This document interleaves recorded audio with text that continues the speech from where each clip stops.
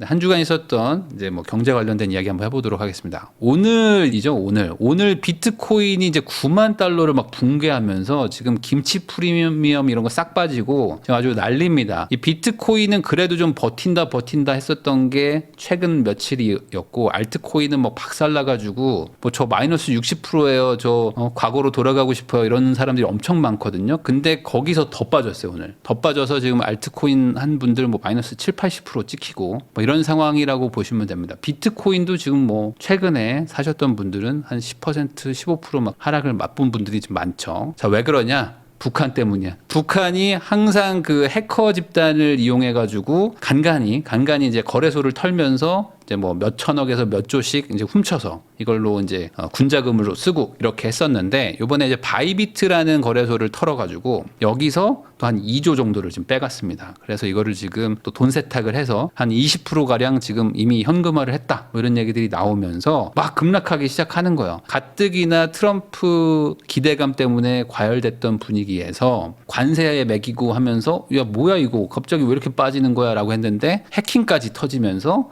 이제 지금 완전 시장이 박살나고 있다. 그래서 지금 코인 하는 사람들은 뭐 지금 비명을 지르고 있다고 보시면 됩니다. 그래서 지금 뭐 코인 돈 복사 됩니다, 뭐 이랬던 분들 지금 뭐 난리 났고, 거기다가 아직 끝나지 않았죠. 트럼프는 지금 관세를 더 매기겠다 하면서 너 도대체 암호화폐 대통령이라더니 지금 왜 이러는 거예요? 하면서 지금 다들 뭐 극단적 공포로 지금 갔다라고 보시면 됩니다. 그래서 이 상황에서 그러면은 미국 주식이라도 좀 좋으면 좋은데, 우리나라 사람들도 이제 기술 관련된 곳들 많이 투자하셨잖아요. AI나 뭐 아니면 뭐 이제 빅테크 이런 것들 많이 투자하셨는데 여기도 또 지금 또 안 좋습니다. 그래서 뭐 미장에서도 깨지고 막 코인에서도 깨지고 지금 앞뒤로 막 다 얻어맞다 보니까 일반적인 뭐 지금 근로자분들, 뭐 직장인분들, 이제 소액이나 뭐 이렇게 투자하셨던 분들 많잖아요. 이런 분들이 지금 어떻게 해야 되죠? 라고 하면서 지금 좀 답답해 하시는 분들이 많아요. 자, 아직 증시도 또 문제가 있는 게 지금 관세 리스크나 이런 것들 때문에 좀 시장이 되게 비관적으로 가고 있습니다. 그래서 야 이거 지금 트럼프가 본격적으로 하기 시작하면은 약간 유예하고 막 이런 거지, 저번처럼 이게 가뜩이나 불안하게 약간 고점 아닌가라는 그런 막연한 걱정을 하고 있는 사람들이 많았는데 막 터지니까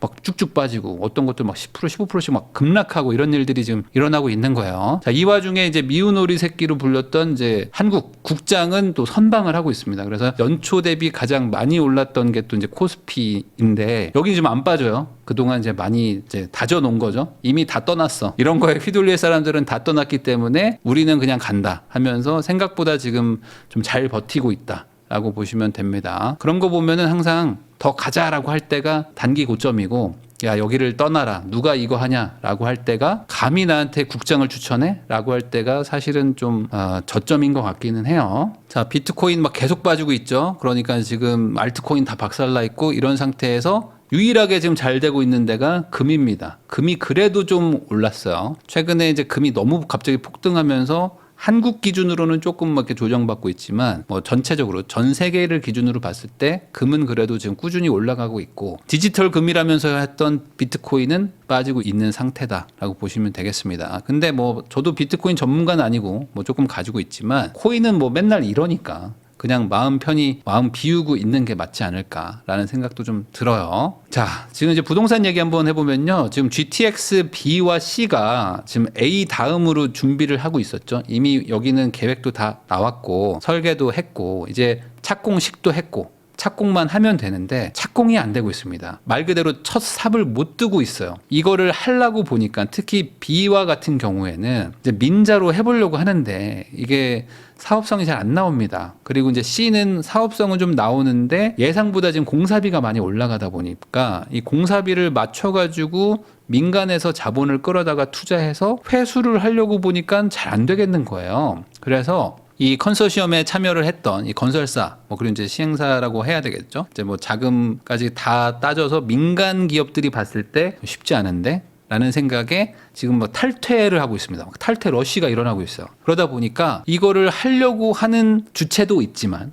다른 사람을 또 구해야 돼요. 근데 지금 대기업들이 좀 빠져나가고 있다는 게 좀 악재입니다. 그래서 이 상황에서 좀 많이 늘어질 수 있을 것 같다. 최소 1, 2년 이상은 좀 늘어지는 느낌이다 라고 보시면 되고, 그러면 아예 이 사업이 접어지는 건가요? 뭐 DEF 뭐 이렇게 발표난 것들은 많지만 거기는 아직 0단계와 같다면 여기는 그래도 좀 진행이 됐습니다. 그래서 시작을 했다면 진행은 될 건데 시간이 좀 많이 걸릴 수 있다. 라고 좀 보시면 될 것 같아요. 뭐 재정 사업으로 전환한다라는 얘기들이 나오는데 뭐 우리나라가 돈이 너무 많아가지고 남는 돈 가지고 하는 뭐 그런 중동이나 뭐 이런 나라도 아니고 돈을 어디서 가져올 거냐라는 게 또 문제가 되면서 시간이 좀 이렇게 지연됩니다. 어쩔 수 없을 것 같아요. 자, 이번에 이제 국토부에서도 그렇고 정부에서도 이제 지방 건설 경기를 살리자 해가지고 지금 SOC 막 투자 막 이런 얘기들을 막 발표를 한 게 많습니다. 그래서 아까 말한 GTX랑 똑같이 지금 지방에도 대규모 지금 토목 사업 이런 것들을 한다고 발표는 했어요. 그래서 가장 큰 게 지금 철도 지하화거든요. 가장 뭐 유명하다고 할 수 있는 데가 이제 부산역에 우리 KTX 타고 내리면 거기 앞에 엄청 넓은 그 철도망이 있습니다. 그래서 거기가 폭으로 치면 얼마일까요? 뭐 엄청 넓잖아요. 근데 거기를 지하화를 해가지고 이 부산역 부터 이제 부산 진역까지 이제 좀 장기간 거기 이제 북항 재개발까지 같이 엮여 있는데 한마디로 부산역 앞에 부산항까지 해서 전반적으로 다 개발을 하려고 하는 이 프로젝트가 있거든요. 근데 여기 이 철도가 딱 지상에서 막고 있어서 이 단절을 시켜 놓는단 말이에요. 요거를 지하화하자. 여기다가 1조 4천억을 넣겠다. 1조 4천억을 넣는다고 합니다, 지금. 그러니까 이게 될 거냐라는 것도 또 약간 의문인 거예요. 왜냐면 그러니까 돈은 어떻게 구할 수 있을까라는 거에 대한 근본적인 의문이 드는 거죠. 왜냐면 이거 지하화를 해가지고 그냥 여기다 세금을 투자하는 게 아니라 이 투자한 거 이상의 이득을 뽑아내야 되는데 그럼 그 지상을 뭔가를 개발해야 되겠죠? 그럼 당연히 민간에서도 여기를 개발을 해가지고 거기서 개발 이익이 나와야지 투자를 하는 건데 이게 될까? 뭐 대전도 지금 한다고 하고 안산도 한다고 하는데 이게 지금 앞으로 잘 될지는 좀 의문이다. 그래서 앞으로 이제 정부 차원에서 드라이브를 좀 걸어줘야 되는 것도 분명히 있습니다. 지금 SOC라도 하지 않으면 지방 건설 경기가 되게 안 좋거든요. 근데 이게 잘 될까? 지난 어떤 과거들을 보면 항상 뭐를 이렇게 SOC 한다고 하는데 이런 대규모 사업들은 지연되는 경우들이 많아서 쉽지 않을 수는 있어요. 자, 거기다가 이제 그것뿐만 아니라 이제 그린벨트도 많이 푼다고 합니다. 그래서 싹 풀어가지고 여기다가 이제 뭐 산업단지도 만들고 하면서 전반적으로 지금 정부 입장에서는 돈을 막 풀려고요. 지방에도 풀고 막 건설에도 풀고 하면서 어떻게든 시장의 유동성을 공급해서 가장 이 시장의 돈을 빠르게 수혈하는 방법은 건설이거든요. 건설을 하면 어찌됐든 간에 고용이 팍 늘어나고 특히 지방에서 고용이 많이 늘어납니다. 서울 뭐 수도권보다는 지방에서 공사할 일이 많죠. 그러면 거기에 뭐 요즘에 뭐 외국인 노동자가 많다 하지만 그분들도 어찌됐든 간에 거기서 밥도 먹고 숙소도 얻고 하면서 돈을 많이 써요. 그러면서 이제 돈이 좀 돌기 시작하는데 그걸 하려고 지금 뭐 여러 가지를 하려고 정부도 추진은 하고 있지만 동력이 좀 약해 보이긴 합니다. 자, 미분양 3,000호를 LH가 사준다고 했잖아요. 그래서 이제 이것 때문에 좀 기대를 했던 곳들도 많았을 텐데 현장 반응은 뭐 그렇게까지 크지는 않다. 뭐 약간 미지근하다고 합니다. 물론 이제 뭐 미분양이 뭐 지금 몇만 호, 뭐 7만 호를 넘어갔다, 뭐 10만 호다, 뭐 추정치는 그렇다라고는 얘기도 하지만 3천 호라도 있는 게 좋겠죠. 근데 이제 이것도 뭐 국토부나 이런 데서는 이 정도면 충분하지 않냐라는 얘기를 하는데 현장 반응은 조금 미지근하다. 그러니까 이게 어떤 정부 차원에서 사주기에는 금액대가 너무 많아요. 너무 크죠. 그러니까 결국에 민간에서, 그러니까 민간인들, 그냥 일반 국민들이 이런 걸 좀 사주면서 돈이 좀 돌아야 될 텐데 여기가 지금 꽉 막혀 있다라고 보시면 됩니다. 한국은행이 이제 기준금리도 인하를 했죠. 그래서 3%에서 2.75로 낮추면서 지금 경제가 너무 안 좋기 때문에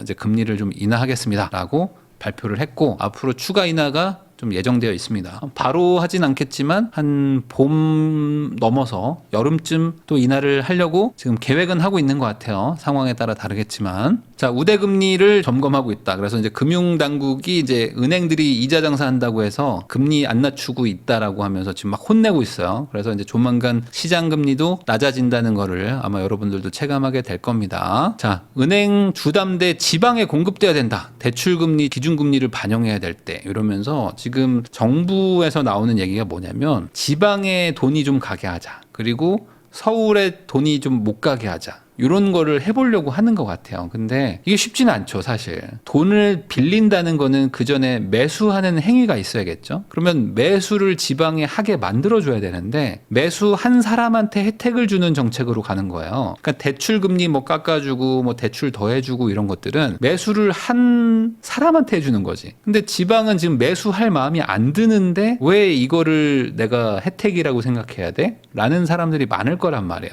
주담대가 지방에 공급되게 하는 게 중요한 게 아니고 사실은 지방에 집을 살 수 있는 분위기와 여건을 만들어줘야 되겠죠. 그러니까 이제 지방에 집을 사도 내가 뭐 돈을 좀 벌 수 있을 것 같은데 라는 최소한의 세금 혜택이나 어떤 지원책이 나와야지 그러면 대출 규제가 있더라도 가서 사겠죠. 그러면서 어떻게든 대출을 받겠죠.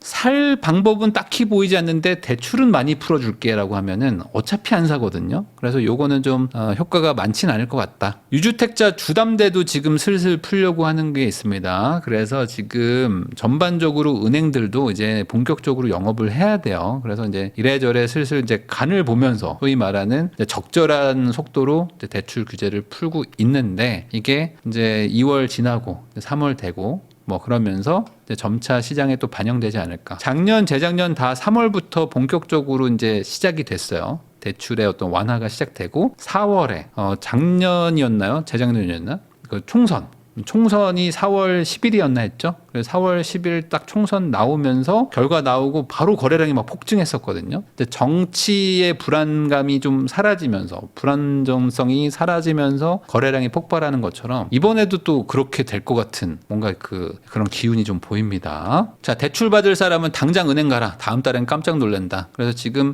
소위 말하는 이제 청년 세대나 아니면 뭐 서민이라고 하긴 좀 그렇고 어쨌든 이제 중산층이죠. 중산층이 대출받는 디딤돌이나 뭐 신생아 특례 이런 것들이 다음 달부터 우대금리가 팍 줄어듭니다. 그래서 집 살 사람은 뭐 빨리 가라 이런 얘기들도 나와요. 내가 지금 신생아 특례나 뭐 디딤돌이나 이런 거 받고 싶은 분들이 있다면 최대한 빨리 지금 대출 받는 게 맞는 것 같습니다. 어차피 살 분들이라면. 자, 연예인 많이 산다더니 집값도 딴 세상이다 하면서 지금 강북에도 평당 2억짜리가 지금 나오고 있거든요. 그래서 뭐 한남동만 그런 게 아니라 저 서울숲이라고 하죠. 서울숲 앞에 가면은 아크로 서울 포레스트가 있는데 여기도 지금 뭐 70평 한 130억 막 이렇게 막 하는 거예요. 그러니까 이제는 평당 2억에 가까운 동네들이 나오고 있습니다. 그러니까 소위 말하는 부자들이 좋아하는 곳들은 가격이 막 천정부지로 뚫고 가는 거예요. 평당 1억 넘어간 게 몇 년 안 됐어요. 한 2, 3년밖에 안 됐죠. 근데 벌써 이제 평당 2억을 돌파하고 있습니다. 이거는 저는 철저하게 지금 제도와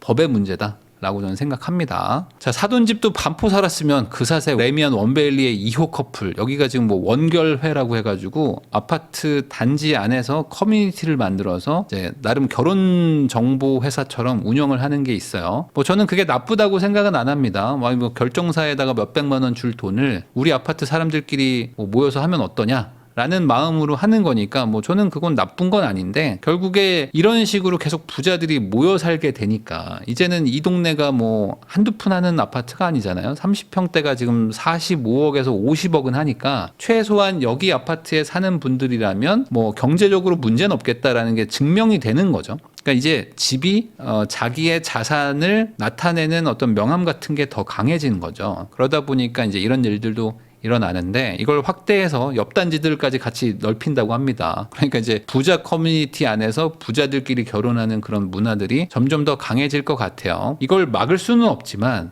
조금 늦출 수는 있겠죠. 근데 지금처럼 계속 다주택 규제를 막 하기 시작할수록 평당 막 2억이 아니라 2억 5천 막 이런 아파트들도 나타나겠죠. 그러면 이제 거기 사는 사람들은 더 똘똘 뭉치게 되는 그런 상황이 되지 않을까 싶습니다. 자, 3기 신도시 고양 창릉에 이제 그 본청약도 했었는데 경쟁률이 이제 410대 1. 그러니까 이 창릉은 이 청약 받는 게 맞죠. 여기는 뭐 위치도 너무 좋고 거기다 이제 GTX까지 나중에 추가를 해준 곳이기 때문에 사실상 서울에 아주 근접한 입지에다가 뭐 나쁠 게 없습니다. 그래서 지금 뭐 파주 운정에서 GTX 타면은 서울역을 뭐 금방 온다 이런 얘기를 하는데 여기는 창릉은 더 가깝죠. 그러니까 여기는 뭐 하신 분들 중에 잘 된 분들은 뭐 축하드린다라고 얘기할 만한 그런 곳입니다. 사전 청약 대비 조금 뭐 한 1억 정도 분양가가 올랐다고 하지만 그거는 뭐 그 사이에 올랐던 물가를 비교하면은 뭐 충분히 감당할 수 있는 수준이니까 하는 게 맞지 않았나. 라는 생각은 좀 듭니다. 네, 이렇게 또 한 주간의 경제 관련된 이제 기사를 모아봤는데 계속 점점 더 양극화가 심해진다.